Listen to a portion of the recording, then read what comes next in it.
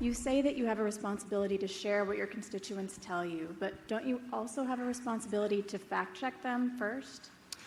Well, I think the media has a responsibility to fact-check the residents of Springfield, not lie about them. I've got residents of Springfield who are coming to me with a dozen different problems. They've been talking about it for months or in some cases years. The American media totally ignored it until they showed up to fact-check what some people were saying about pets.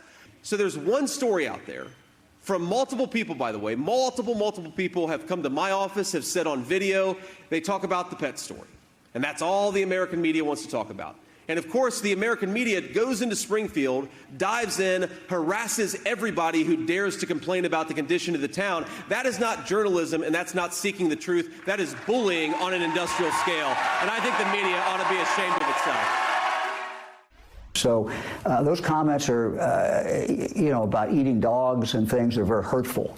They're very hurtful for these men and women who work very, very hard. They're obviously very hurtful for their children.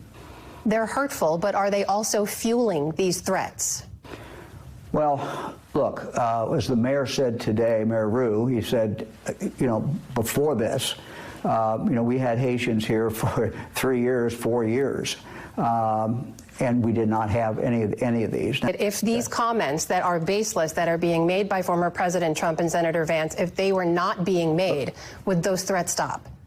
Well, I don't know. I can't predict what would happen, but the statements are wrong. I've said they were wrong. The mayor has said they were wrong, and frankly, they need to stop. Yeah, so that's the Republican governor of Ohio. And we've heard it from the mayor. We've heard it from city officials. And again, as far as, the fire hose of falsehoods, where, and what autocrats do, where they just lie repeatedly and then they gaslight you. So you're supposed to get confused. It really didn't work. But at the end, J.D. Vance goes, oh, this is all the press wants to talk about. They should be ashamed of themselves. They should have done the fact-checking. The press did the fact-checking. And what the press found out is that these Republican officials are saying that J.D. Vance and Donald Trump are liars. That's what they're saying. And why is the press talking about it? Because Donald Trump talked about it in the debate. Because Donald Trump talks about it in his speeches after the debate. Because Donald Trump said he's going to Springfield. And while Donald Trump and J.D. Vance are lying, and J.D. Vance is putting his own constituents' lives in danger, they just keep at it. J.D. Vance keeps at it. And again, here we have the gaslighting. They should be ashamed of themselves. So you have somebody lying, putting his own constituents' lives in danger, having his own constituent schools shut down because he keeps lying about this, having hospitals in his own state shut down and his constituents not able to use those hospitals because he keeps lying in the middle of a presidential campaign. And he says somebody else should be ashamed of themselves. That, my friend, is what the kids call gaslighting. Mika, how many bomb threats have there been? Say 30 bomb threats, more than 30 bomb threats in the city since last week, including threats to elementary schools. Another thing that's doing besides gaslighting is threatening the media not to cover a story when a Republican nominee lies like a rug. Well, and he keeps talking about this story. Right. He keeps talking. So you don't want us to cover the fact that you are lying. Yeah. And making up stories that are endangering the lives of people. Okay, I get it. And spreading these lies in a debate that 60 million plus people watched. Right. And then saying you're going to talk about it on the campaign trail and then saying you're going to go up to Springfield. Anyway, they have a network that will not say any of this, by the way, that won't even cover the story. So they've got their own amplification. Well, of it's this. the same thing with January the 6th, where they'll go, why are they talking about January 6th? It's much ado about nothing. Right. I've heard a lot of people say it was nothing.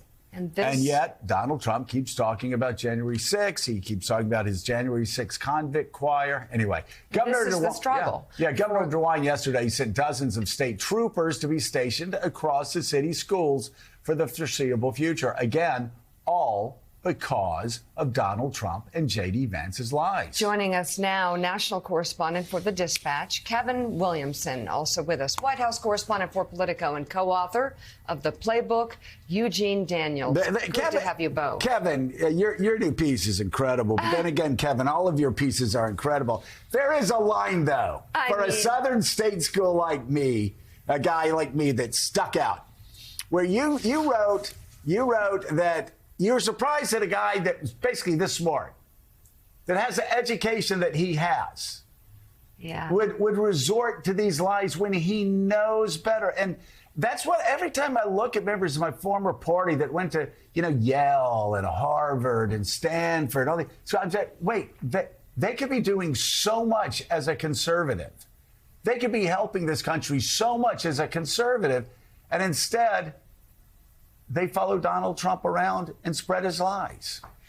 Yeah, Donald Trump being a serial liar is not exactly new, so I don't think we have to probably dwell on that too much. J.D. Vance being a serial liar is a relatively new development, so maybe we should talk about that some. What's really interesting to me about this is that, J.D. Vance wrote this very famous book called Hillbilly Elegy, and the hillbillies who moved to Ohio to work in the factories were actually a lot like these Haitians. They came from one of the poorest places in the Western Hemisphere. The locals complained that they didn't understand the local culture, they didn't speak the language, they didn't fit in very well, even down to the urban legends about, the hillbillies living off a diet of possums and roadkill and things like that, and squirrels. So J.D., of all people, is someone who's well-placed to understand the way in which these legends can really slander and libel and hurt a community. And the people on whose behalf he purports to speak right now have their schools closed down, they have their college closed down, they've had to cancel public events, a big annual cultural festival they have. It's going to cost their economy a lot. And as I note in the story, this is all about something that actually isn't happening. No one in Springfield seems to think it's happening. I didn't talk to one person who believed any of these stories. And what's even worse about this is that there are real issues related to immigration in Springfield. You've got a town of 50 to 60,000 people that's had 12 to 15,000 immigrants from a desperately poor country that is very culturally different from the United States move there. Of course there are going to be issues associated with that. But rather than talking about the things that are actually going on in Springfield and the things that can be done to help to improve the situation for everybody, we're having this crazy conversation about dogs and cats. And these guys have the temerity to complain about people calling them weird when they're obsessed with this weird cat eating story. And I have to imagine that someone who's not a political obsessive watching the debate, and then just Trump out of nowhere starts shouting about they're eating the dogs, they're eating the cats. That had to be a really weird moment for normal people. Yeah. So, Kevin, in your new piece and entitled The Exotic Cat Eaters of Springfield, Ohio, a pretty long story about a thing that didn't happen. You write in part this. Springfield, like many similar cities, had been suffering from a declining population and economic stagnation when it joined a number of other Rust Belt cities in an effort to actively recruit immigrants to settle there. The town fathers may not have had 12,000 Haitians in mind, but that is what they got. And the results were pretty good. Contrary to the rhetoric you hear from Vance et al., unemployment went up, not down, and wages went up. Employment went up. Employment went up, and wages went up, too. The case against the Haitians isn't that they are welfare malingas or cat eaters or even that they are illegal immigrants who came here thanks to Joe Biden's lax border enforcement, which most of them aren't. The real issue is that by working overtime and investing in the community, they have made life more challenging for a reliable Trump voting constituency, marginally employed white people on the dole. Yeah, and, Kevin, we often play Ronald Reagan's farewell speech to America on January 19th, 1989, where he talks about the importance of immigrants in the American story, the importance to us economically, culturally, spiritually. And it is so fascinating. Your story echoes that yes, this isn't neat. It's not clean. These people are here legally, but there are going to be some bumps along the way. And yet you could say that about the Irish, about the Germans, about the hillbillies, as you say, one wave after another that comes to America. They settle in, they create jobs, the economy grows, and as Ronald Reagan said, and America gets younger. Yeah, in fact, they did say exactly the same things about the Irish, and maybe less so about the Germans, although if you look at some of the rhetoric in the 19th century with the German immigrants down there, you have some sort of similar stuff as well. Look, I understand that immigration can be disruptive. I'm from West Texas. We're a border state, and our current border situation is a real mess. It's something that needs to be got hold of. This isn't in defense of anyone's border policies or anything like that. But it's a matter of what we might quaintly biblically call bearing false witness against an entire population of very poor and vulnerable people. And J.D. Vance should know better than this. And it also, I don't think it actually even serves his interest. They want to talk about the real issues there that are related to immigration, but you can't really have that conversation with everyone just shouting at each other about cat eaters. It's a bizarre time, but we live in bizarre times. Kevin, good morning. I have to underline something that we've reported and kind of moved past quickly, which is that there are Ohio State troopers standing outside of elementary schools in Springfield, Ohio this morning to protect little kindergartners with their backpacks. There are pictures of it. You can look, you can see the video because of what J.D. Vance and Donald Trump have been pushing, because of the threats that have come in because of that. So what is your sense of how this gets cooled off, or how the temperature is ultimately turned down? Because, boy, it sure doesn't seem like Trump or Vance is backing away from this.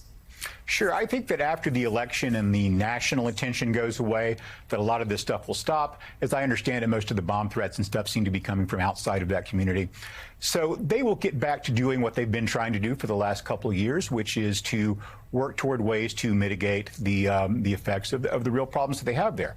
They've had to hire, for instance, a bunch of extra ESL instructors and interpreters for schools and also hospitals and things like that, because a lot of the Haitians don't speak English or don't speak English very well, and they need some help with that. Driving is a real issue.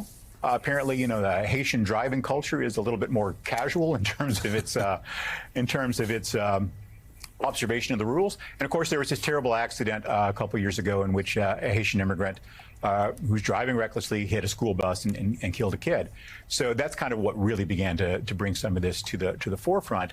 So they're going to work through some of those things. They're going to work in terms of cultural education, getting people to understand local norms better, and that sort of thing. And but it's probably important. It's important to remember that these Haitians are there working legally under temporary protected status. So they're not people who have just hopped over the border and are working off the books in some factory or farm somewhere. That's not what the situation is at all.